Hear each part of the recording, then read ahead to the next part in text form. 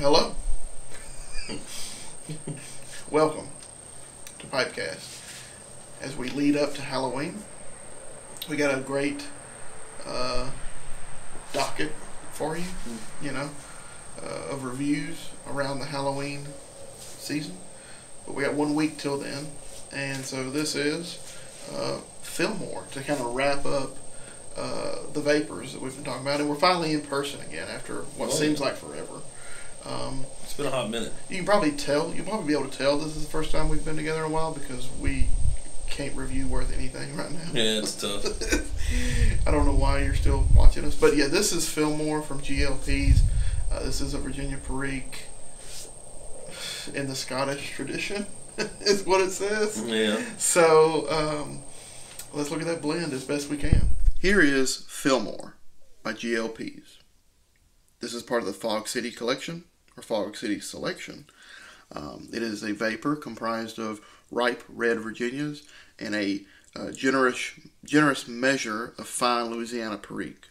It's put together. It's pressed, then it's sliced into flakes. Kind of goes through this whole process. It becomes a broken flake by the end of it. Actually, I'll tell you exactly what the tin says.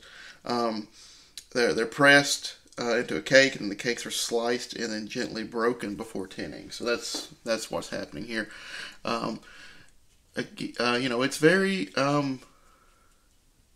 It's a pretty dark blend in person. Again, the camera kind of brightens everything up a tad. But it's pretty heavy. This brighter color, is the Virginia, and then these darker areas, is the Perique, and then maybe in some instances it could be some of the Virginia, just based on how it was prepared and the part of the leaf. But it's a generous proportion of Perique, and I think you can tell that in the smoke, and you can tell that here in the blend. So let's get over there and see how it smokes. All right, that was Fillmore. And, the best vapor that you can get, period. That's pretty much all I need to tell you. What is of interest is the debate surrounding whether or not there's Latakia in this blend. Do I think there is? No. But the fact that it says in the Scottish tradition means that there should be a touch of Latakia, technically. And it's got to be at least Orientals, right?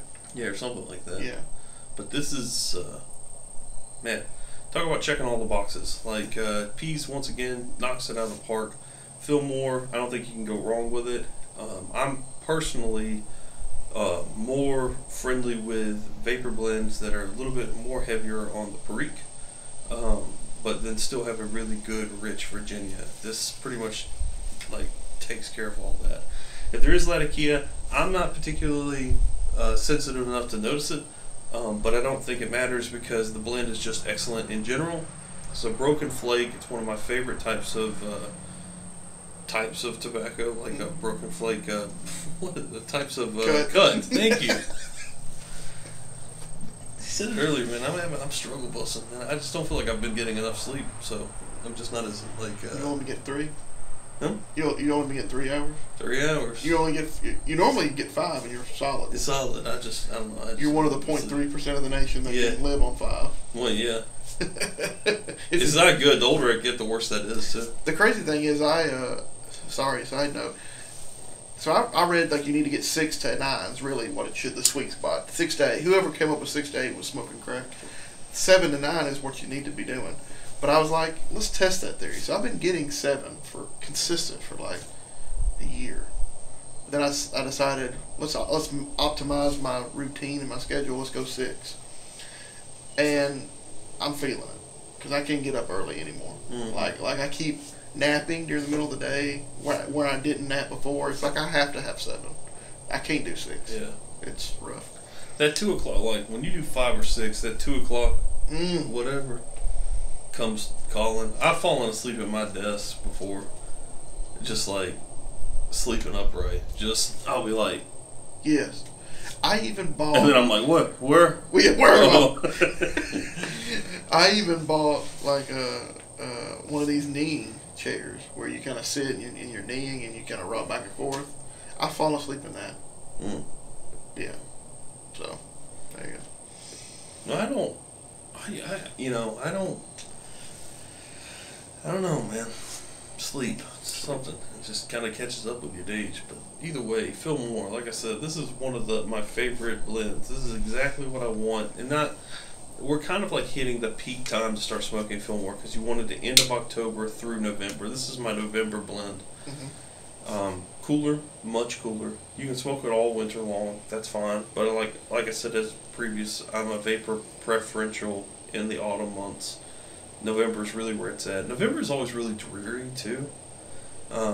In Alabama, for some reason, it's always seems like it's always overcast the entire time. It's sort of like the reason I know this is because Black Friday, whenever when we go shopping, that's when I would rake leaves because Dad would be like, "We're not raking leaves till Black Friday," and I'm like, "Why?" And he's like, "All the wind and rain will come and push all the leaves down, and we just do one run and it's done." Yeah. Man, I hated raking leaves so much. I hated Black Friday. I hated Thanksgiving for years. People were like, "Why do you hate Thanksgiving? It's a fun holiday." I'm like, because I know I'm going to be doing raking leaves for an entire period of time. You know. See, I love leaves. Like I didn't say I didn't love leaves. No. But it's just funny because I have a neighbor who cuts the grass every week in October and November. Not to cut the grass, but to gather the leaves up. And I'm like, let them fall, let them collect. I want to hear that crunch. Mm-hmm. You know, I live for them leaves on the ground, and you're just taking them up. But yeah, raking leaves is some trash. It's rough. I don't know why I say that. It's not that terrible, but I mean, I never liked it when I was a kid. It's like I was off, but then I would almost rather be doing schoolwork than doing leaf raking. I always. Yeah. To be fair, my parents didn't put boots to my face on chores and stuff too much, like that kind of random chore. We didn't get paid for anything. We had to clean and stuff, but for whatever reason, they were minimalists with yard work. Mm. You know, you do one leaf raking, you cut every week the grass, but I don't remember weed eating that much, but it seemed like Mom was a gardener, so she would take care of the weeding because she would just pull it up or near the house. Mm-hmm. There's weed, ripped it up. So I never had to worry with it. I just had to focus on cutting the grass. Mm-hmm. And then everything else sort of handled itself. But, I don't know why I'm talking about chores. But Fillmore, delicious. Super rich Virginia. I mean, it has that stewed fruit, that absolute this stuff feels like it was designed to be canned and put up for years. Because I can't imagine this getting any worse. It feels like all that's going to happen is the tobacco's going to age well. It's going to age over months, years, I guess. And those blends are going to just mesh perfectly. Yeah. Now you can be in that Latakia debate all you want. You're not going to catch me doing something with a blend that good. I'm not going to go back and forth about it. Its mystique is just how delicious it is. And I don't need any more guesswork to it. No, it's a great blend. That's worth my time, worth your time, and I think it should be smoked. On the tin and on the website, it just says it's Virginia and Perique, right? Nothing else. Think so, yeah. Yeah, so that's the more I'm not so caught up in does it have Latakia in it or not. I'm just more caught up in the usage of the word in the Scottish traditions. And that a Scottish tradition should mean that it has Latakia and that it has Orientals. And the Orientals are more forward than the Latakia, right? I guess. Isn't that what a Scottish blend is? Mm. Or is that what a Balkan blend is?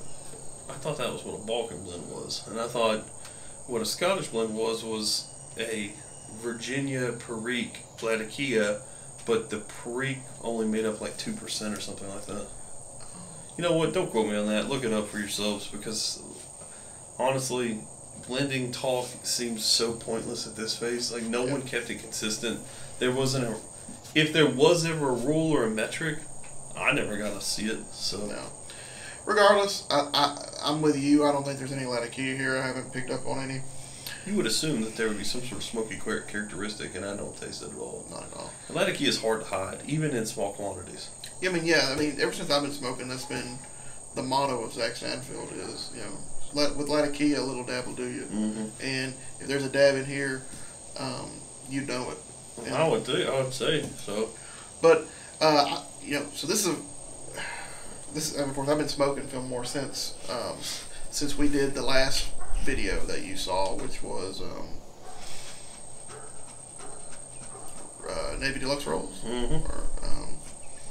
And of course the Elizabethan and that video that was about a month ago. So I've been smoking Fillmore since then. First time I cracked Fillmore open, I smoked it. Because you were on the fence about vapors in general. Yeah, I think when we left those two videos, I was saying that I'm definitely on the lighter end. I like Elizabethan. I like Orlick. I like Reiner Gold. I kind of fell out of favor with the Scudo, Navy Deluxe rolls, Curly Block. Yeah. I fell out of favor with those, and because they're that higher end. And so we left that video, and Zach's like, yeah, Fillmore is at that high end. Yeah. Like probably the highest of high end. I would say so. And I'm over here, and so I smoked it, you know, not thinking that I would particularly enjoy it. And I loved it. Fillmore's amazing. And I text him, I said, Fillmore can't be denied. Well, yeah, and I text him, I was like, I'm done reviewing. Because, like, how can I even review anymore when, you know, I can't explain why it's good. You know, it's in that realm. I mean, what makes this different than Navy Deluxe rolls? I don't know. It goes the opposite direction than Orlick. Yeah. But I like this. Like, cause so the first day I smoked it, the day before I smoked Orlick, or 2 days before. So this is what happened, because I have it documented. Because I smoked Orlick, and that was the first time I ever wrote anything down in my book, my little pipe log. Oh yeah, I guess I need to let you know that I'm collecting a pipe log. I think I said it in the video, but you're not going to see the video till later. So I'm collecting like a pipe log of everything I smoke every day and the conditions and all that stuff. So the first day I smoked Orlick, loved it. Like first time I had Orlick in a while, and it was very, very pleasant, very comforting. It was a nice, cool, calm day, and you know, I think it was in the 60s when I was smoking it, so it was nice and whatever, wonderful. Wind was breezy. Next day I smoked Peterson Flake, a straight Virginia. Similar conditions, wasn't good. I just wasn't feeling it that day. Something was off. And then the next day I smoked Fillmore, and I got that comfort again, like I got with Orlick. It was very comforting, very, very nice. You know, of course, more peppery than Orlick, because Orlick's very light on its perique, which makes you think that. So there's definitely more perique in Fillmore, but I wouldn't say Orlick is only 2%. So that kind of cuts that Scottish thing out. Right. You know, so if Orlick's more than 2, this is definitely more than 2. But yeah, I mean, it's really meaty. It's got a great mouth feel to it. It's like smoking in English without having Latakia. It's kind of how I feel. Yeah. Fillmore. Yeah. Fillmore kind of feels like it gives you the same feeling and characteristics of like an Artisan's Blend or a Westminster or a Latakia Flake, whatever, Nightcap. But it's got flavors to me that are very reminiscent of Orlick, just higher. Mm-hmm. I see. This doesn't taste. To me, this don't taste anything like Elizabethan or anything like Escudo or Deluxe Navy rolls. Well, it doesn't taste anything like it, but it does kind of taste like Orlick, and I don't know how to explain it. It's kind of got me bumfuzzled. Bumfuzzled, huh? But it's great. Fillmore's great. I mean, I don't know why you would do, like, unless the weather changing suddenly breaks and temperature might have changed your palate. I don't know. I don't really have an answer. I know that Orlick can't be denied. It's a good blend. Orlick or Fillmore? Sorry. Fillmore. Yeah, Fillmore cannot be denied. Fillmore can't be denied. Orlick can be denied a little bit, but like it's good too. It's still good. Fillmore's hard, man, to get around. Like, you know, when people say they don't like Fillmore, I'm like, you must not like Perique then. Yeah, exactly. Yeah, You know? yeah. And see, I like Perique for the most part. I mean, Yeah, but that's what I'm saying. That's how staunch Fillmore's Perique is. That I'm assuming you probably just don't like Perique. And if you don't like Virginia, tough you on me. probably don't like smoking. Because Everything has some Virginia in it, feels like. Yeah, Virginia and Burley are the key bases for everything, pretty much. Mm-hmm. And then, you just throw on stuff from there. But yeah, I mean, Fillmore's great. I would recommend it. So what I've created, I don't think I've gone into detail yet, but I've created a 16 blend rotational because I talked with Zach about this before. We've been doing, my pipe smoking career mimics PipeCast. So like as long as I've been smoking a pipe, I've been doing PipeCast. And so what am I smoking? What am I smoking? Whatever we're reviewing, right? Whatever's next up in line. And so it's kind of, I've never been able to create a true rotational. So that's what that pipe log helps me do, is helps me figure out, I'm trying to take out all the different variables. Like, I'm smoking everything right over the next year, starting kind of in September this year, going through all through next year. Every day I smoke, I'm gonna put, what's the temperature, what's the pipe, what's the blend, am I having coffee, am I having tea, like I smoked the other night and we were camping, so like I had like alcohol instead of that. So it's like, what am I doing? How does that translate to the blend? And doing that kind of stuff. So I got 16 blends that I'm looking at. Fillmore's one of them. Fillmore's one of the blends. Along with, as far as vapors. See, I don't know. See, I kind of am throwing Fillmore in as like, because it says it's in the Scottish tradition. It's kind of like, I kind of like have it mixed in with there. So it's for vapors. I have Elizabethan and I have Orlick, but then I also have this, and then I have tree mixture, which is more of a traditional Scottish. So like those are there, and so my plan is to kind of figure out what I like, what I don't like, what needs to go, what needs to stay, stuff like that. So Fillmore's definitely one that's going to stay. I feel like there's no way it's getting kicked out. It's a good blend. I mean, if you like it, I think you love it. Which blows my mind how.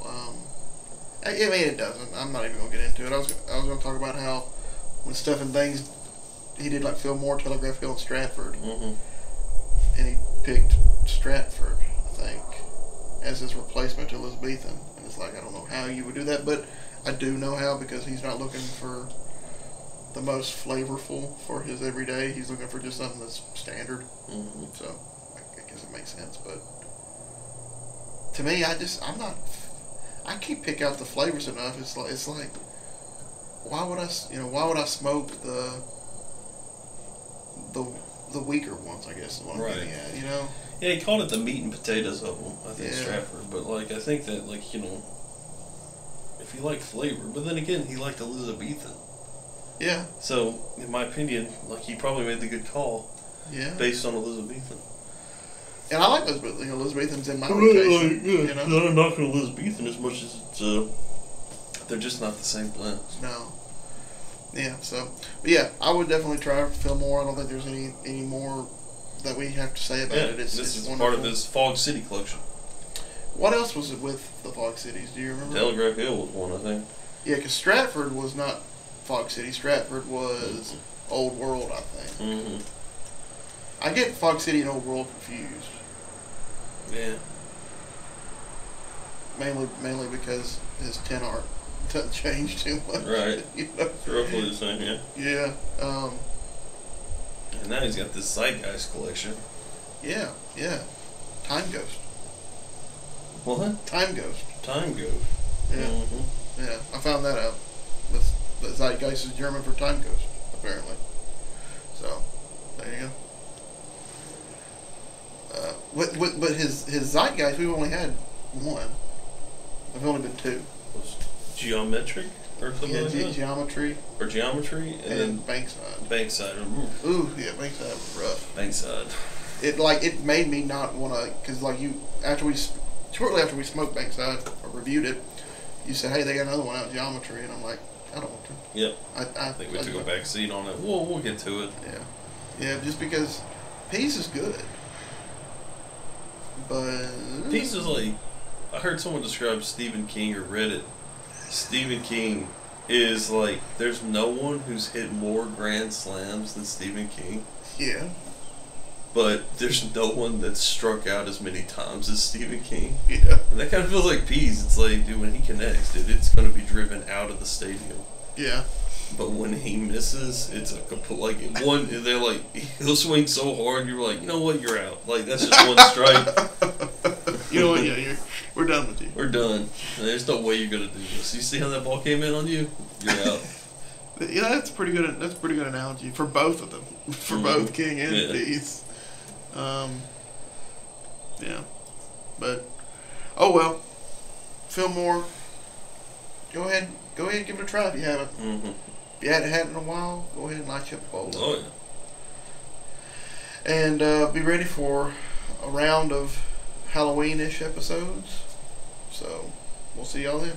All right, see. Happy Halloween.